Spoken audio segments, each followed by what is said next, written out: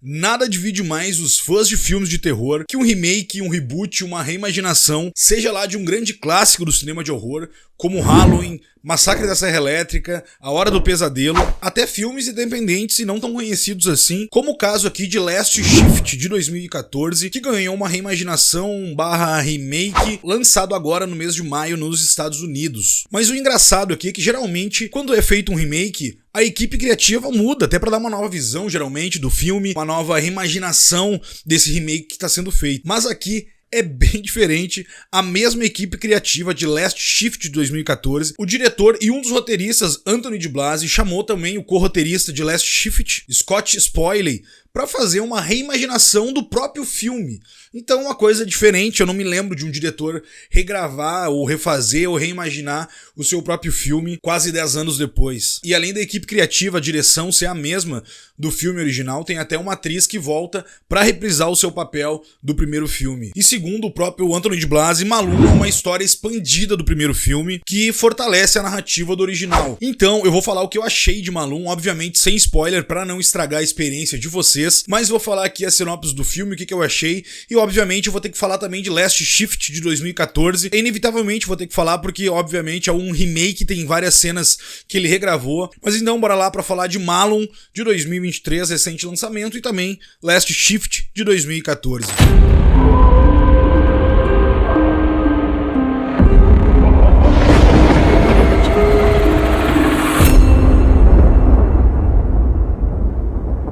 Se você tá chegando agora por aqui, eu sou o Luiz, eu faço parte do podcast Quem Tem Medo. A gente tem um dos maiores podcasts de cinema do Brasil. A gente fala só de terror, horror, suspense e ficção. Então, dê uma olhada na descrição dos vídeos aqui abaixo. Tem as plataformas de áudio que você pode escutar, ou aqui também no próprio YouTube você pode nos ver e escutar o nosso podcast. E também não se esqueça de se inscrever aqui no canal. A gente já tem o podcast há 2 anos, mas aqui no YouTube começamos recentemente. Então, muita gente, até dos nossos ouvintes, pediram pra gente vir gravar aqui esses vídeos mais curtos, trazendo umas dicas, umas análises, pra gente continuar produzindo esses outros conteúdos extras aqui no YouTube. Se inscreva, curte, compartilhe, dá aquela moral, né? A gente começou há pouco aqui, então pra gente continuar trazendo, além dos nossos episódios semanais, que toda quarta-feira às 18 horas está no ar, a gente traz conteúdo extra, mas para isso precisamos que você se inscreva e curte aqui e comente, né? Se você for assistir Malum, se assistiu, o que achou, e também Last Shift, na verdade, que eu vou deixar as 2 dicas aqui para assistir hoje, mas agora bora lá falar do que se trata Malum. A trama aborda uma policial novata no seu primeiro dia de trabalho, que assume voluntariamente o último turno de uma delegacia de polícia que está desativada, na tentativa de descobrir a morte misteriosa do seu pai,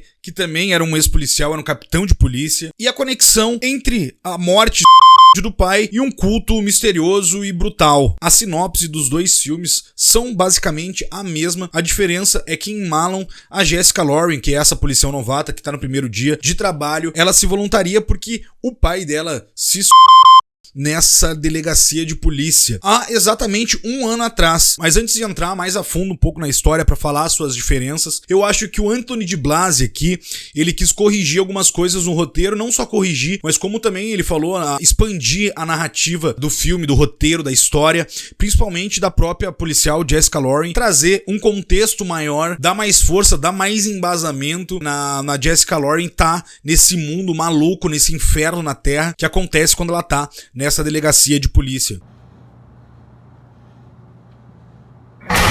Mas bem, o que acontece? O Will, que é o pai da Jessica, que era um capitão de polícia, no começo de Malum, ele tá como um herói ali, porque ele acabou de salvar 3 mulheres de um culto satânico, e ele até meio que se culpa, falando que ele salvou só 3, não conseguiu salvar as 4, tinham 4 mulheres lá que foram raptadas, digamos assim, por esse culto, pra fazer sacrifícios humanos, e ele só consegue salvar 3. Mas bem, acontece alguma coisa com ele, que eu não vou falar aqui o que é, que tem uma ligação com a própria Jessica Lauren e uma ligação com o culto sinistro que eu não vou falar mais aqui para não entregar spoiler, mas isso tá bem no começo do filme. Então, aqui em Malum, o pai da Jessica, o Will, o capitão Will, ele vai de herói a vilão. E quando a Jessica resolve virar policial e ela conta no primeiro dia de trabalho dela que o pai dela Arrow Will, ela acaba sendo hostilizada, sofrendo preconceito, piadas e um monte de coisa, justamente porque o pai dela fez uma certa coisa que vocês vão assistir no filme, e ela acaba sofrendo bastante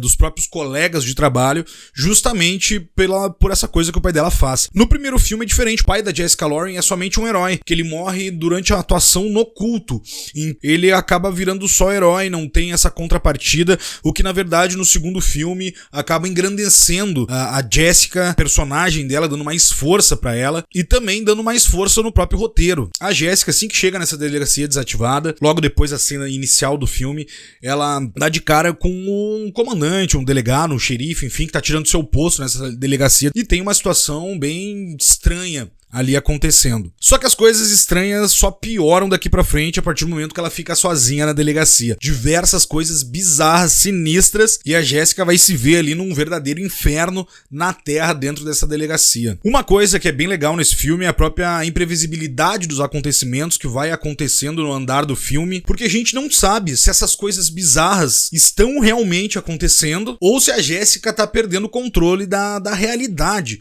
Então tu não, a partir de um certo momento do filme, tu não sabe se o que é real e o que é imaginação, bizarrice da cabeça da própria Jéssica. Mas enfim, as respostas para tudo que tá acontecendo ali no meio do filme, essas bizarrices, lá no final vai ter uma explicação para isso. E assim, resumindo, é um filme independente, é um filme B, entrega sua cota de susto, de jump scare.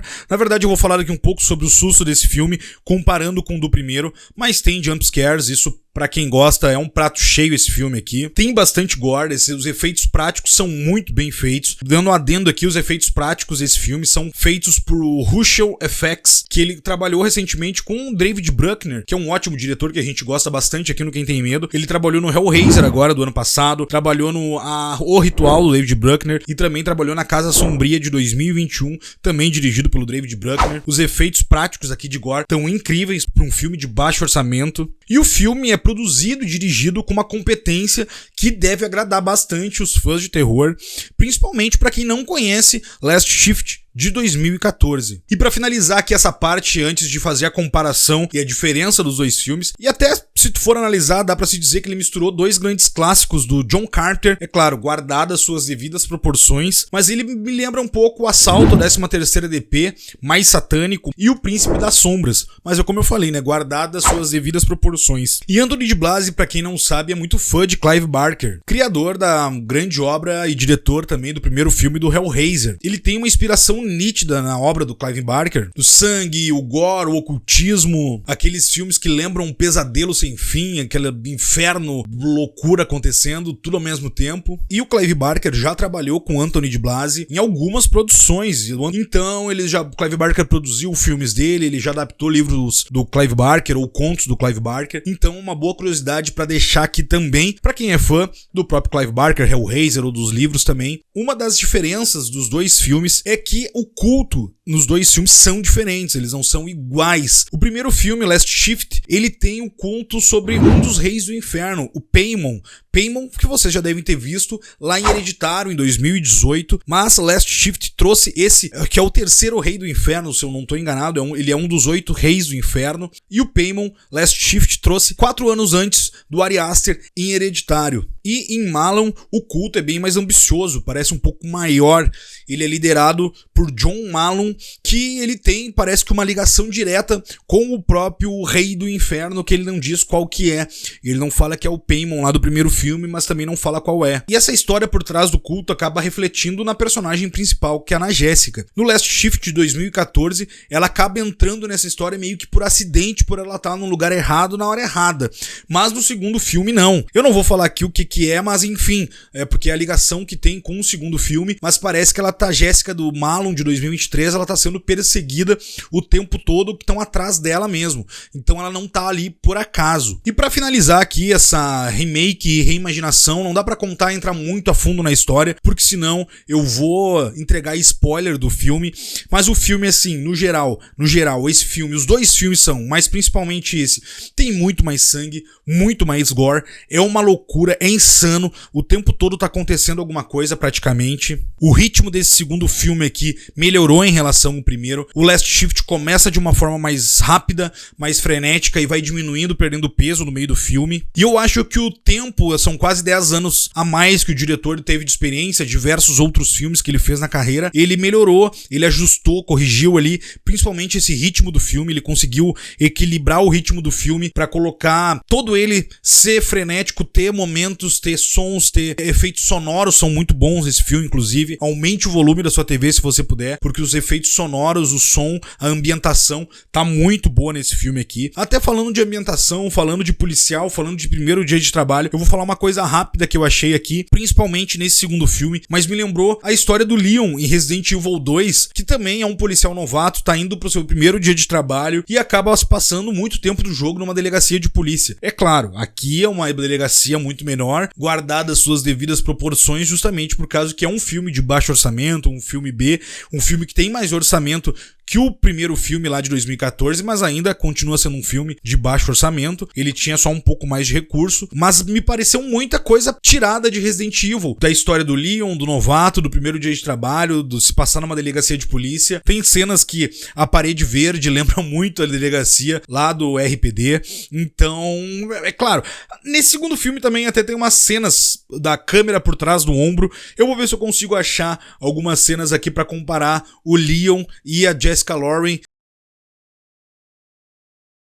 de Resident Evil, porque o Resident Evil Remake, o 2 Remake, ele tem essa câmera por cima do ombro e ele fez umas tomadas com a câmera por cima do ombro no filme também. Mas então é isso, acho que o tempo ajudou o Anthony de Blasi a melhorar a fotografia, a direção, a ambientação, os efeitos práticos, que como eu falei, do Russell FX tá incrível, tá muito melhor que do primeiro filme. Algumas mudanças no roteiro, principalmente no final do filme, o final dos dois filmes são diferentes. Eu vou dizer que assim, eu gosto dos dois finais, porque eu gosto bastante, gostei dos dois filmes, eu consigo entender as suas diferenças ali, e querendo ou não, eles acabam se complementando. Eu não falei do que eu ia dizer, falar do susto, né, dos jump scares. Os jump scares do primeiro filme funcionam um pouco melhor pra mim, porque aqui, como ele regrava algumas cenas, principalmente até o segundo ato do filme, ele refaz algumas cenas, e a direção tá melhor, enfim, né, como eu falei, os efeitos práticos estão melhor, tudo mais. A gente mais ou menos já tem a base, sabe o que vai acontecer, que vai vir um jumpscare ali, ou vai vir algum susto, porque ele tá regravando uma cena já feita. Mesmo que mude,